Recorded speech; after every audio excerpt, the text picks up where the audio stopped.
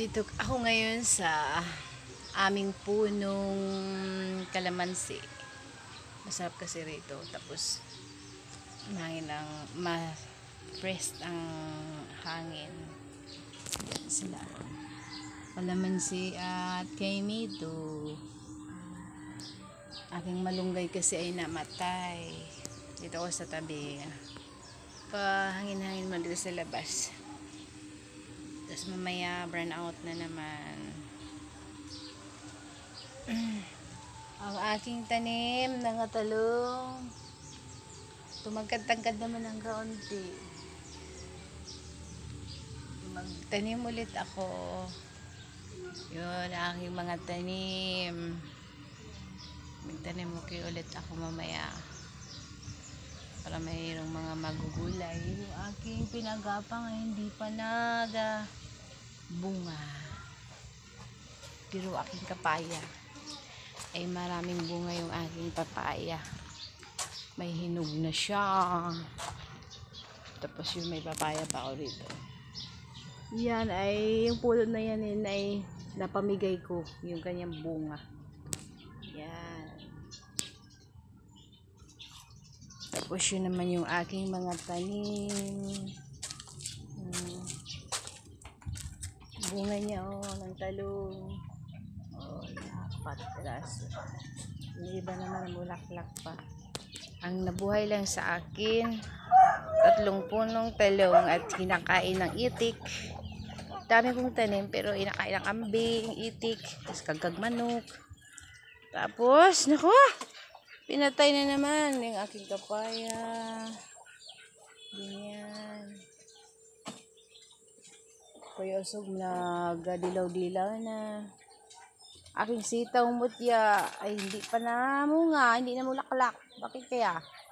Isang bulaklak. Aking mga tanim ditong talong. Anong ginawa? Ginawa ng mga manok. Kawawa naman yung aking mga tanim. Inapatay nila. Ay, naku. Tapos yung saging namin, malapit na mamunga. Marami akong tanim dating saging, binagyo. Tapos pinatanggal ko lahat yung puno. Ay ngayon, naisip ko magtanim ulit. Pinatanim ko yung aking asawa.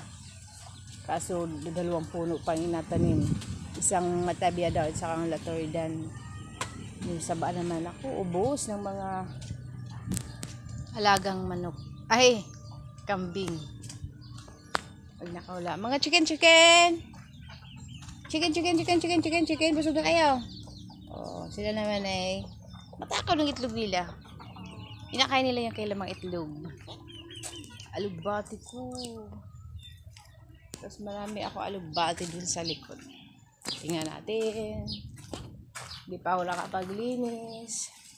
Dito kasi ako sa labas nag-upo-upo.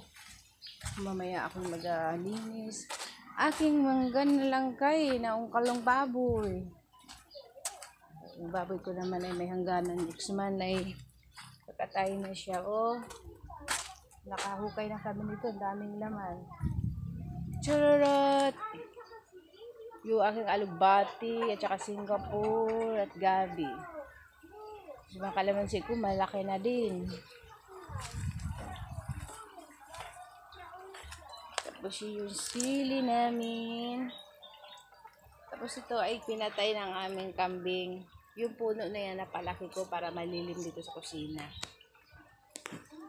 Para malilim siya dito sa kusina. Kaya dito. Tapos yun, kulungan ng aming alaga. Hindi sa kambing, bahay nila. Tapos doon naman yung baboy. Yun lang ang buhay namin dito sa province. Tapos yun. Ano yan? Wala pati aking asawa rito. Nandun siya sa Ilocos. Nagpakabuhay din. Para ibuhay din niya sa akin. Sweet, no? Thank you.